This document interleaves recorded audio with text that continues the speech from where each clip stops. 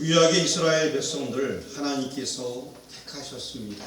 그래서 내가 그들을 통하여서 일하시겠다라고 하나님께서 약속하셨고, 그들은 아브라함, 이삭, 야곱 이렇게 하나님께서 특별히 그들을 택해 주신 자들로서 구성되었으며, 또 야곱의 대에 이르러서 자녀를 많이 낳게 되었고, 요셉이 이제 가나안 땅에 들어가는 말미암아서 큰 민족이, 요셉이 애굽 땅에 들어가는 말미암아서 큰 민족이 형성되게 되었습니다.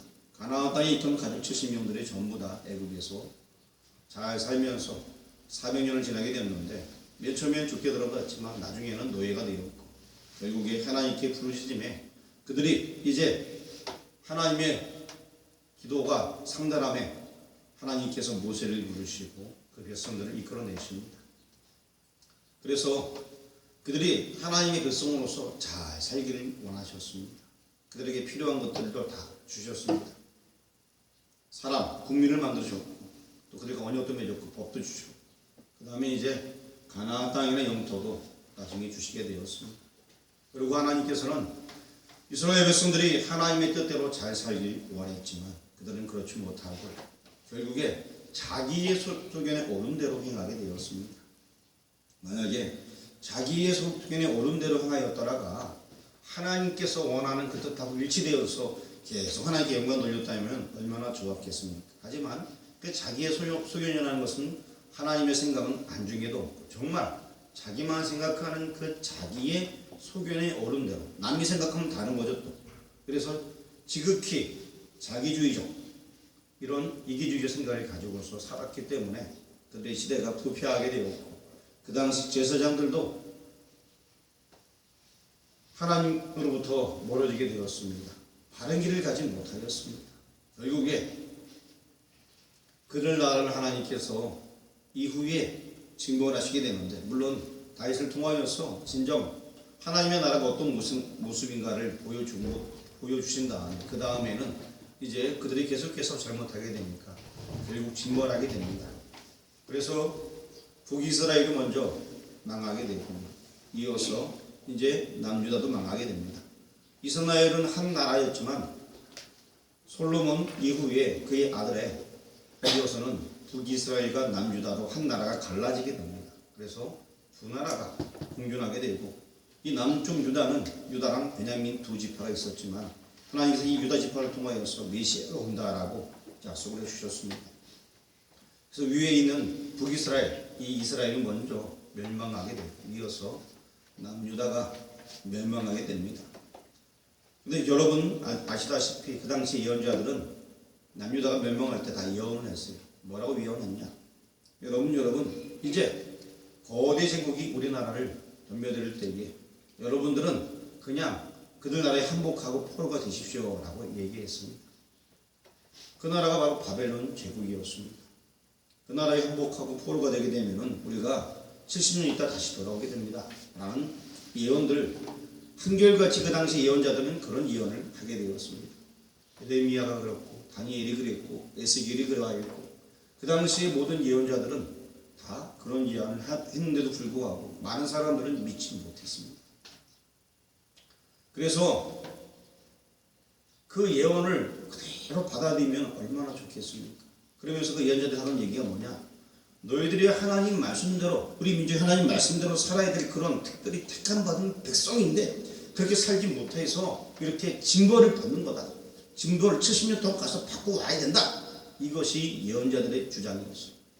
하지만 그것을 꺼리는 사람들은 그전부터 애굽하고 가까이 있으니까 반대편으로 애굽으로 질사가는 사람도 있었습니다. 결국 그들의 종말이 좋지 못했고요. 하나님 말씀 그대로 포로로 끌려갔다가 다시 돌아온 사람들은 나중에 또 이 바벨론 제국에서도 인정을 받게 됩니다. 그래서 관리직을 맡게 되고, 그래서 이제 돌아와서 다시 예루살렘 성전을 건축하게 되고, 그러고 말미암아서 서서히 다시 예배 공동체가 형성되게 됩니다. 거기까지는 많은 일들이 있었지만 그들이 이제 선지자들을 중심으로 다시 모여서 예배하는 공동체가 형성되게 되었습니다. 그러면서 다시 예배가 잘 안 하게 됩니다. 우상은 버리게 되고 철저히 우상을 다 버렸어요. 그리고 예배가 살아나게 되었습니다. 그리고 그 예배의 문화를 잘 형성하기 위하여서 성경을 기록하게 되었고 그 성경을 가르치게 되었어요. 그 성경이 어디죠? 역대기라고 했죠. 에스라가 역대기를 기록해서 역대 이야기를 다 기록한 거예요. 창세기부터 시작해서 간단하게 교과서로 만들어서 그들에게 가르치면서 여러분 말씀대로 살아갈 때만 승리할 수 있습니다. 말씀대로 살아갈 때 하나님께서는 우리에게 복을 주십니다. 그렇지 않으면 우리가 지난번에 보듯이 망하고 포로로 끌려가게 되었습니다. 저는 태어나 보니까 이미 다른 나라에 있었습니다. 제가 왜 그 나라 갔는가 성경을 연구해 보니까 우리가 우상을 성경으로 말냐 결국에 하나님께서 진노하셔서 우리나라가 망하게 되고 포로로 끌려가서 제가 그쪽 나라에 태어나게 된 거였더라고요. 우리나라는 원래는 이 가나안 땅에 있습니다. 가나안 땅에 돌아와서 그런 얘기하면서 그런 역사를 설명하게 되었습니다. 그래서 모일 때마다 그들은 성경 연구를 하게 되었고 성경을 가르치게 되었고 성경을 매일매일 볼 수 있는 그런 문화를 다시금 형성하게 되었어요. 그런 문화가 어디서 있었냐면 이미 모세가 다 가르쳐줬어요. 그 성경을 그대로 가지고서 다시 증거하면서 다 잊어먹었던 성경을 그들에게 다시금 알려주게 되었고 그들의 지파를 찾아갔고 12지파를 찾아서 특별히 또 유다 지파, 레위 지파를 찾아서 예배하는 그런 모습으로서 공동체로서 설 수 있게끔 해주게 되었습니다. 그러고 나서 이제 마지막 선지자 말라기 시대도 같이 에스라랑 같이 그 사역을 하다가 말라기 선지자가 이제 나이가 다 돼서 하나님의 때가 돼서 하늘나라 가게 됩니다. 그 다음부터 구약과 신약 사이의 기간이 약 몇 년이나 걸릴까요? 예, 그렇죠. 다 알고 계시지만 400년이라는 시간이 흘렀습니다. 이 400년의 시간을 가리켜서 우리는 암흑기라고 얘기합니다. 왜 암흑기라고 얘기할까요? 예? 그 얘기하세요. 하나님의 말씀이 없어서. 예, 그거예요. 조금 더 구체적으로 말씀드린다면은 그들이 하나님 말씀 계속 연구하고 공부했지만 이 말씀이 없다는 이유는 뭐냐? 그전에는 선지자를 통해 계속 말씀을 줬거든요. 선지자가 있기 전에는 사사를 통해서 말씀을 줬고 사사가 있기 전에는 특별한 사람 여호수아 그전에는 모세 그전에는 족장시대 아브라함, 이삭, 야곱 이런 사람들 다 통해서 역사했는데 이제 특별히 이상이 보이지 아니했습니다. 말씀이 직접적으로 하나님과 교통되는 것들이 없었어요. 그리고 성경에는 그 부분에 대해서 지금 기록해주고 있지 아니합니다. 그래서 우리가 하나님의 말씀이 없었던 그 시기를 가리켜서 하나님께서 직접 그들 어떤 선지자를 통해서 말씀을 안 주었기 때문에 그 시대를 가리켜서 암흑기다라고 말합니다. 그러나 에스라가 꿈꿔왔던 느헤미야가 꿈꿔왔던 그리고 또한 말라기가 꿈꿔왔던 성경 공부가 계속되어 이어지게 되었습니다. 그들은 철저히 성경 공부를 하게 되고 하나님 말씀을 잘 지키기 위해서 노력하게 되었습니다. 그 당시에 좀 학식이 있는 사람들 그리고 또 공부를 많이 하는 사람들이 성경을 계속 그대로 가르쳤습니다. 그런데 이렇게 문제가 생기게 되었습니다. 어떤 문제가 생기게 되었냐면 안식일을 잘 지켜야 됩니다 여러분 했는데 안식일날 자꾸 나가서 일하는 사람이 생기는 거예요. 그러니까 안식일날을 일하지 말게 만들려면 안식일날은 일단은 바쁘게 움직이면 안 되니까 느긋하게 걸어야 된다. 이런 조항을 만드는 거지. 그리고 또 일하러 저기 밖까지 가야 되니까 5리 이상 가면 안 된다. 이런 조항을 막 만들기 시작하게 되었어요. 그게 뭐냐? 장로의 유전이라는 거예요. 원래 의도는 예배를 잘 드리고 하나님 말씀 듣기 위해서 만들어지게 되는 거예요. 그런 유전들, 장로의 유전들이 자꾸 생기면서 어떤 것이 생겼냐면 결국에는 이 장로의 유전이 성경의 권위보다 위까지 올라가게 되는 거예요.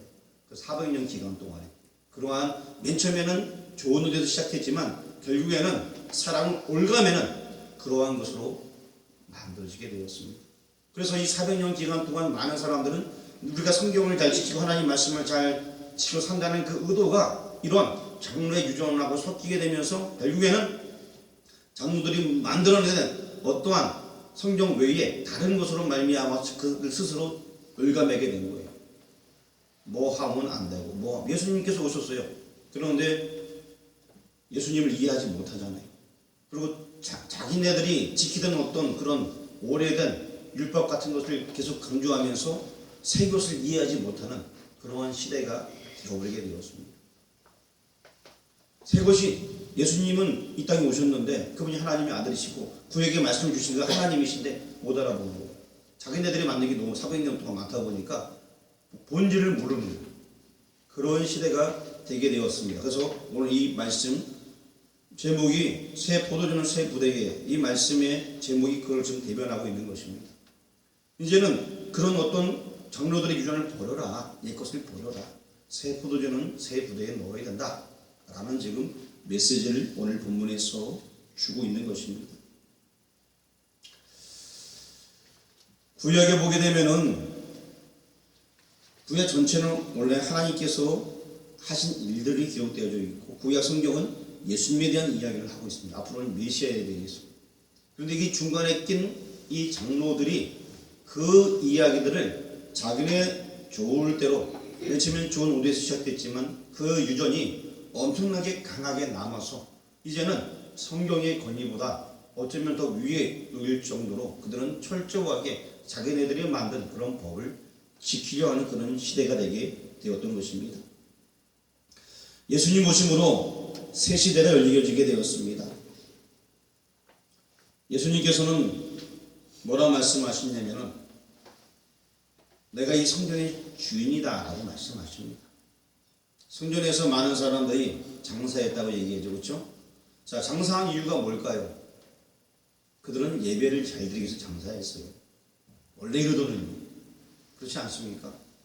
많은 사람들이 짐승을 가지고 하나님께 예배를 드려야 되는데 너무 몰려오는 사람들은 배려하기 위해서 가까이서 많은 사람들이 뭐 염소나 소나 또 가난한 사람에서 또 비둘기나 또 가난한 사람에서 가루나 이런 것들 가서 팔았던 거 이렇게 주변에서 이렇게 그것이 결국에는 성전 안까지 들어오게 되었고 그리고 또 그들은 어떤 일을 벌이게 되냐면은 그 앞에 거기 그 제사장들은 자기 터니까 그 사람들에게 돈을 받으면서 돈을 비싸게 받았던 거예요. 그게 점점 비싸지면서 완전히 돈벌이 수단을 전락하게 된 거예요. 맨 처음에는 좋은 의도로 시작했지만 이게 아주 악하게 발전하게 된 것입니다. 그래서 예수님께서는 이런 형식 다 필요 없다 라고 말씀하지 않습니다. 이거 왜 필요하냐? 성경을 다 정결케 하신다며 내가 성전의 주인이야. 난 이런 거 원치 않냐 하면서 구약 성경을 이용해서 말씀하는데 사람들은 그거를 이해를 잘 못합니다. 그러고 나서 베데스다 연못에서 38년 된 종자를 붙여주면서 안식일의 주인은 나야 이렇게 말하지만 사람들은 무슨 얘기인지 도무지 이해를 못합니다. 오히려 예수님을 이상하게 생각합니다. 오늘 말씀을 통하여서 새 포도주는 새 부대에 이 의미를 깊게 한번 새겨보는 시간 되었으면 좋겠습니다. 오늘 본문 37절 말씀 다 같이 한번 읽어보겠습니다. 새 포도주를 낡은 가죽 부대에 넣는 자가 없나니 만일 그렇게 하면 새 포도주가 부대를 터뜨려 포도주가 쏟아지고 부대도 못쓰게 되리라. 이 말씀은요 어려운 말씀이 아니고 당시에는 상식이었던 말씀이라는 거예요. 당시에 가죽으로 짐승의 가죽으로 이 뭐 물병이나 포도주병이나 이런 걸 이렇게 만들어서 거기다 보관하고 거기 갈 때 이렇게 뭐 나귀에 묶거나 혹은 들고 가거나 하면서 그런 어떤 역할을 했던 거예요. 그러면은 새 포도주는 새로 만든 그 가죽 부대에 넣어야지만 이 새 포도주는 이 이게 막 이렇게 뭐라 그러나 이게 우리도 뭐 담그다 보면 폭발하는 경우가 있잖아요. 그러듯이 이게 막 가스가 올라오면 그런 게 있다는 말이죠. 근데 이 새 가죽 부대는 이것이 식수성이 강하기 때문에 그걸 감당할 수 있는 거예요. 하지만 낡은 가죽 부대는 이미 다 늘어난 거예요. 그래서 뭘 그런 효소를 넣어버리면 이게 발효가 되면 그냥 터져버리는 거예요. 예수님께서 이 말씀이 어려운 게 아니라 그냥 하는 얘기를 하신 거예요. 그 당시의 배경으로. 야, 너희들 그렇지 않냐? 새 포도주는 새 그 포도주 가죽 부대에 넣어야 되지 않냐? 새 가죽 부대에 넣어야지. 이것이 잘 붙지 않네. 사람들 다 아는 얘기예요. 그 얘기를 지금 말씀을 하시는 거예요. 그렇지만 이 이면에는 그리스도의 복음과 이에 따르는 여러 가지 그 문화, 그런 사상들을 지금 폭로하고 계신 것입니다. 사람들은 아주 고루한 그런 형태, 종교 어떤 사상을 가지고 있어요. 그게 뭐냐? 400년 동안 만들어진 잘못된 어떤 그런 사상들을 가지고서 예수님을 이해하려고 하니까 이해 안 되는 거예요. 자기네 한계로 많이 부족한 거예요. 이제 새 것, 정말 진리가 예수님이 오셨으면은 그분을 마음을 열고 받아들여야 되는데 그렇지 못하다는 것입니다.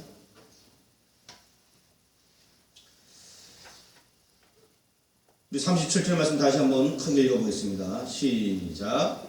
새 포도주를 낡은 가죽부대에 넣는 자가 없느니 만일 그렇게 하면 새 포도주가 부대를 터뜨려 포도주가 쏟아지고 부대도 못 쓰게 되리라. 아멘. 그래서 이 가죽 부대라는 것은 복음을 담는 그릇을 이야기하고 있습니다.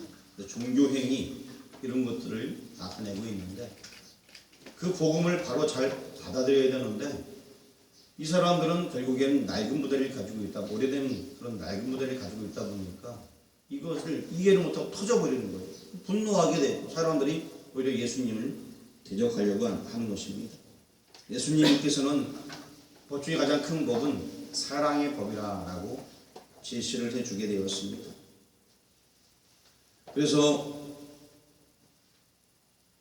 지난번에 우리 베드로 고기 잡는 얘기했습니다. 깊은 데로 가서 그물을 던져라. 사실 베드로의 입장에서는 이해되지 아니하는 거예요. 하지만 말씀에 순종했더니만 역사가 나타나게 되었습니다. 예수님께서 이 땅에 오셔서 그 일을 하실 때에 어쩌면은 당신의 어떤 문화 때문에 예수님을 잘 몰라볼 수도 있지만 그래도 말씀에 순종하게 되면 하나님께서 역사하셨다는 것입니다. 그래도 그분의 말씀 뭐 아닌 것 같지만 순종했더니만 기적이 나타나다는 것입니다.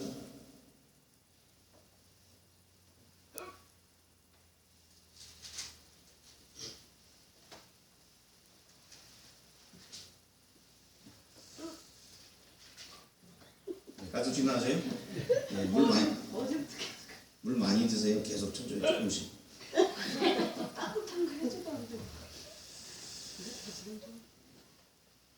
예수님께서는 사랑의 법을 제시해주고 있습니다. 우리 한번 여러분 인사 나누겠습니다. 사랑합니다. 네. 예수님은 사랑을 가장 큰 법으로 제시해 주셨어요. 하나님을 사랑하고 이웃을 사랑하고 이것은 하나인데 그것이 뭐냐? 바로 사랑이다. 오늘 주보에 나와 있는 이 10계명도 위에서 4가지는 하나님에 대한 것, 그 다음부터 6가지는 사람에 대한 것, 하나님 사랑과 이웃 사랑을 이야기해주고 있고, 그걸 다 통틀어서 뭐라고 얘기한다? 사랑이다.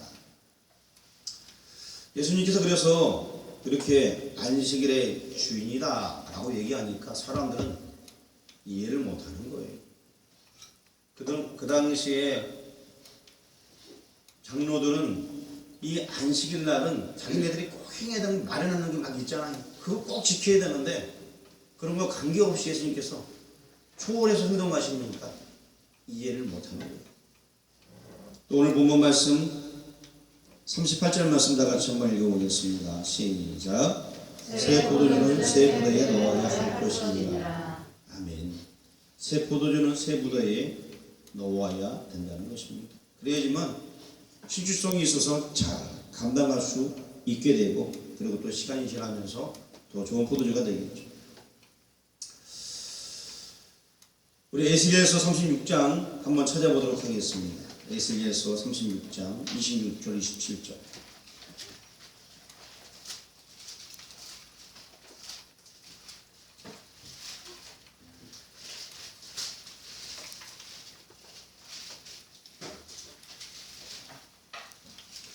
에스겔 36장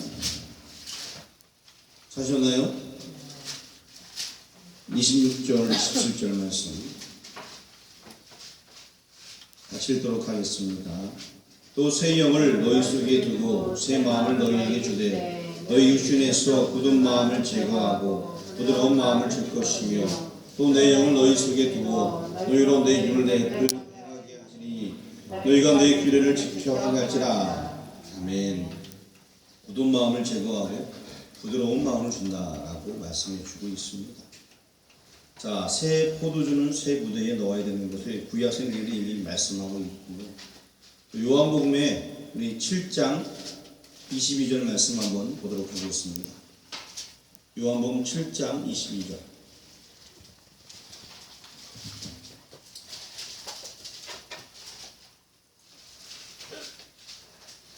같이 한 목소리로 봉독하겠습니다. 시작. 모세가 너희에게 할례를 행하였으니 그러나 할례는 모세에게서 난 것이 아니요 조상들에게서 난 것이라. 그러므로 너희가 안식일에도 사람에게 할례를 행하니. 23절 읽겠습니다. 모세의 율법을 범하지 아니하려고 사람이 안식일에도 할례를 받은 일이 있거든 내가 안식일에 사람의 전신을 건져놓은 것으로 너희가 내게 노여워하느냐. 아멘. 이 얘기가 무슨 얘기냐면 안식일 날 예수님께서 병자를 고쳤다는 것입니다.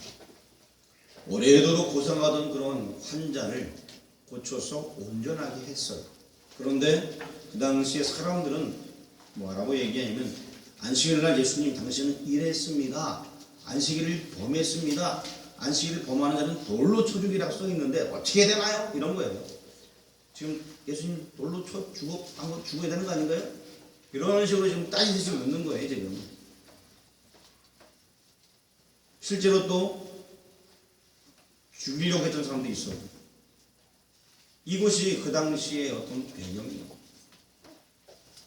그리고 예수님께서 말씀하시기를 자 봐라 너희가 안식일 날 할례를 행하느냐 안 하느냐. 그 당시 사람들은 할례를 다 하는 거예요. 안식일 날. 안식일이 아니던 간에 난지 8일 만에 무조건 할례를 했어요. 왜냐? 모세가 그렇게 하라고 얘기했거든요. 모세도 하나님께 받은 말씀을 통해서 그렇게 하게 되었고, 그러니까 모세의 말하고 안식일날 자기네들이 얼룩하게 지켜야 된다는 말, 일하면 안 된다는 말하고 장로의 유전하고 겹치게 되는 거예요. 그렇지만 모세니까 우리가 허용하도록 하자라고 자기네들이 만들어 놓은 율례가 있는 거예요. 그런데 예수님께서 하시는 말씀이 야 모세가 그렇게 겨우 할례 정도 행하라고 한 거 가지고 너희들 지키는데 나는 사람을 온전하게 했는데 망가진 사람을 이게 뭐 어떻다고 너희를 그러냐 라고 예수님께서 말씀하시는 거예요. 불완전한 사람을 좀 온전하게 고쳐줬는데 내가 뭘 잘못했는가. 이 말씀을 하니까 사람들이 할 말이 없는 거예요. 그리고 이 일뿐만 아니라 예수님께서는 안식일날 많은 사람을 고쳐주셨어요. 그리고 또 예수님 자신이 말씀하시면서 너희도 마찬가지 아니냐. 너희들이 집에 소를 잃었는데 집에서 가만히 있느냐. 우리 교회도 보니까 개가 한 마리가 여기 마당에 하나 있더라고요. 하얀 개가. 보니까 나무에 걸려 있어요. 그래서 이 기용신의 개인가 전화해보니까 와서 아니라 그래요. 그래서 우리 권사님 개인가 전화해보니까 와서 아니라 그래요. 그리고 권사님 막 찾았어요. 막 여기저기 돌아다니면서. 근데 뭐 다 개는 다른 개들 다 있대요. 그래서 풀어줬는데 가다 또 걸리고. 그래서 결국에는 불쌍한 개 같아서 가다가 자꾸 걸리면 어디 가다가 배고파 굶어 죽을 거 아니에요. 그래서 그 끈을 딱 짜놔줬어요. 그러고 나서 얼마 안 있어서 웬 차가 탁 들어오는 거예요. 사륜구도 차가 딱 들어오더라고요. 그러면 이제 저 건너편에 있는 사람이 오더니만 무슨 여기 개 없어요? 웬 개요? 그러니까 개를 잊어먹었다 하더라고요. 본인 개라고. 개라도 찾으러 가요. 개라도. 안식일날 여러분 그 이상 되는 소나 염소 뭐 이런 그 진짜 소 잊어먹어봐요. 찾으러 가겠어 안 가겠어요? 그 당시 큰 재산이에요. 찾으러 가겠죠. 그렇죠? 실제 이 당시에 안식일날 잊어먹으면 찾으러 갔을 사람들이요. 그런 거는 허락을 해줬단 말이죠. 말도 안 되게. 그러면 이러는 일이 아닌 것처럼 여겼단 말이죠. 너희들 왜 그렇게 그런 걸 이거는 되고 저거는 안 되고 왜 니들 마음대로냐. 내가 안식일의 주인이야. 안식일이 누구로서 있느냐 하면서 안식일에 대한 설명을 하고 있어요. 안식일은 하나님을 기쁘게 하기 위해서 존재하는 거다. 네가 이거 안 하고 저거 안 하고 그런 거 따지냐 아니라 지금 그 자체가 하나님 기쁘게 하는 행동이라면은 상관이 없다라고 지금 예수님께서 말씀을 해주고 있는 거예요. 당시 유대인들은 절대로 안식일날 일한다는 개념을 못 벗어나니까 이거 도대체 이거 안식일 범했다, 이거는 큰 죄다, 이렇게 정죄하고 못 받아들이는 거예요. 그리고 또 아버지께서 일하신다, 나도 일하신다, 하나님께서 늘 일하신다고 말씀하셨거든요. 그러니까 저자가 하나님의 뭐 아들이라고? 그 사람이 성경을 연구하면 다 하나님의 아들인 걸 알만 할 텐데 그걸 다 무시해버려요. 왜냐면 어느 동네 그 목수의 아들인 거 알고 있다고 그냥 무시해버리는 거예요. 그래서 예수님께서도 자기 동네가 물론 갈릴리지만 본 동리에서 사역을 안 하시고 이제 그 윗동네로 올라가셔서 사역을 하게 됩니다. 아예 이사를 해가지고 윗동네로. 본 동네에서는 예수님에 대해서 저 요셉의 아들 하면서 그냥 인정하지 않네 하는 거예요. 하나님의 아들이고 그가 메시아인데 자기네들이 자랑을 딱 받기 때문에 인정하지 않냐는 거예요. 얼마나 그 오래된 습관 때문에 자기네 스스로 잘못되어 가고 있다는 것조차 알지 못하고 있는 것입니다. 오늘날 우리나라의 많은 한국 교회들도 교회가 잘못하고 있는 것들을 잘 알지 못하고 있는 경우들이 있어요. 물론 교회가 교회마다 우리가 신문에 보도되지 않지만 봉사, 선교, 종교별로 따지면 가장 많이 해요. 가장 많이 하는 게 기독교. 왜냐하면 또 모르게도 많이 하잖아요, 교회들은. 근데 뭐 다른 단체들은 뭐 어느 데에서 얼마 했다 이렇게 크게 내지만 교회도 내는 교회도 있지만 안 내는 교회가 되게 많거든요. 그러니까 가장 퍼센트는 가장 많다고요. 하지만 어느 교회는 그런 걸 떠나서 자기만 배우려면 된다는 교회가 몇 교회들이 나타나기 시작하게 됩니다. 실제로 예를 들어 준 쪽도 있지 않습니까? 자기나만 요즘 편하게 신앙생활하기 원해요. 자기나만 잘 먹고 자기나만 잘 배부르면 되고 교회만 왔다 갔다 하면 되고 형식적인 것만 남아있는 교회가 있다는 것입니다. 오늘날에도. 그래서는 아니 된다는 것입니다. 예수님께서 원하시는 그 일을 하는 교회, 그런 교회. 예수님의 말씀 우리가 새 부대, 정말 새로운 마음을 가지고서 받아야 되는 거예요. 그래서 예수님께서 정말 원하시는 그 일을 하는 교회, 그런 교회가 되어야 된다는 것입니다. 그래서 우리가 38절 말씀 다시 한번 읽어보겠습니다. 새 포도주는 새 부대에 넣어 할 것입니다. 그렇습니다. 우리가 준비되어야 할 새 부대에 대해서 오늘 제가 세 가지를 제시하려고 합니다. 간단하게 제시할 건데요. 이 제시하기 전에 39절도 한번 읽어보겠습니다. 묵은 포도주를 마시고 새 것을 원하는 자가 없나니 이는 묵은 것이 좋다 함이니라. 400년 동안 많은 장로의 유전을 따라서 사람들은 묵은 것이 좋다라고 실제 포도주 묵으면 좋아하시잖아요. 그러니까 하던 대로 하는 게 좋다. 왜냐? 우리는 하던 대로 해야지만 제사장들은 돈을 벌 수 있잖아요. 막 그 장사를 아무렇게나 그 교회 가까운 데서 하게끔 한 다음에 그 사람들에게 도지를 아주 비싸게 받아먹고 뭐 이렇게 해갖고 자기네가 편안하게 사니까 좋은 거 아니에요? 그 주변 사람을 아는 사람들 와서 이렇게 뒷돈지면 먼저 와서 순삭한 것을 먼저 와서 하면서 제사장들이 그러고 있는 거예요. 그냥 그게 좋다는 표시에게. 물론 39절 이 말씀이 묵은 포도주는 마시고 새 것을 원하는 자가 없나니 이는 묵은 것이 좋다 하며 옛날 방식이 좋다는 거예요. 사람들은요. 정말 예수님이 오셨으면은 우리가 새로운 생각을 가지고 그분이 하나님의 아들을 인지하고 우리 뭔가 마음 변화야 받아야 되는데 그렇지 아니하고 계속 묵은 것을 유지하면서 오히려 예수님을 더 멀리하려 했다는 그런 말씀이 오늘 39절의 메시지인 것입니다. 그래서 우리가 새 부대를 준비해야 되는데 2020년도 우리가 새 부대를 준비해야 될 것은 크게 세 가지로 제가 한번 생각을 해보았습니다. 여러분 다 아는 말씀입니다만 첫 번째는 성경 읽기를 하시길 바랍니다. 그동안 우리가 성경 읽기를 좀 등한히 했다면 올해는 좀 성경을 좀 많이 읽어봤으면 좋겠어요. 그리고 또 깊이 읽어봤으면 좋겠습니다. 제가 성경을 잘 읽도록 하기 위해서 오후 시간에도 설명을 하고요. 수요일 날도 성경을 잘 읽기 전부 다 하는 거거든요. 그렇지 않습니까? 한번 성경을 잘 읽기 위해서 여러분 올해 한번 제대로 한번 읽어보시길 바랍니다. 그리고 빨리 읽지만 이런 어떤 오션에 배우는 것과 수요일에 배우는 것을 접목해서 성경 전체가 좀 눈에 들어오게 되면 얼마나 좋습니까? 재밌지 않습니까? 성경을 좀 이해하면서 많이 읽길 바랍니다. 성경을 많이 읽을 때 예수님의 마음이 내 마음에 들어오게 되는 것입니다. 성경을 많이 읽을 때 하나님께서 내게 뭘 원하신가를 깨우치게 되고 성경을 읽음으로 말미암아서 사명을 갖게 되는 것입니다. 특별히 이 말씀이 이해가 되어진다면은 그냥만 있는 게 아니라 말씀 한 구절이 이해되어진다면 우리의 심령에 박히는 그 강도가 엄청나게 강하게 되는 것입니다. 그래서 올해는 성경을 흔히 읽는 그런 해가 되었으면 좋겠습니다. 그리고 또 한 가지 제가 3가지 준비했는데요. 2가지만 말씀드릴게요. 일단 2가지만 올해는 2가지만 말씀드리고 한 가지는 여러분이 조금 더 우리 지난 다음에 한 가지는 내년쯤에도 말씀드리겠습니다. 또 한 가지는 이웃사랑을 실천하시길 바랍니다. 내년에 할 얘기는 전도에 얘기하려고 하는데요.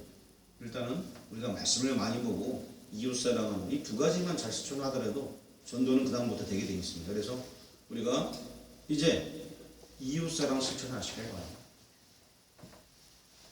어려운 사람이 있으면 돌봐주고 힘든 사람이 있으면 같이 아껴주고 뭐 이런 것들을 우리 교우들은 참 잘하지 않나라는 생각이 드는데 좀 더 힘을 내어서 주변 사람을 돌봐주고 이웃사랑 실천했으면 좋겠습니다. 힘들어도 계속해서 그걸 할당해서 기뻐하십니다. 뭐 이만큼 내가 가진 게 있는데 이만큼 떼어주는 그게 아니라 내가 어려울 때 상대방을 도와주는 이것이 진정으로 상대방을 배려하는 것이 아닙니다. 상대방을 도와주는 것이 아닌가 생각이 듭니다. 오늘 말씀을 정리합니다. 새 포도주는 새 부대에 여러분 이제 새 마음을 가지고 이 새 가족 부대를 준비하시길 바랍니다. 그것은 크게 2가지입니다. 성경 읽기와 이웃사랑 이 2가지를 실천하는 여러분 되길 주의 이름으로 축원합니다. 기도하겠습니다.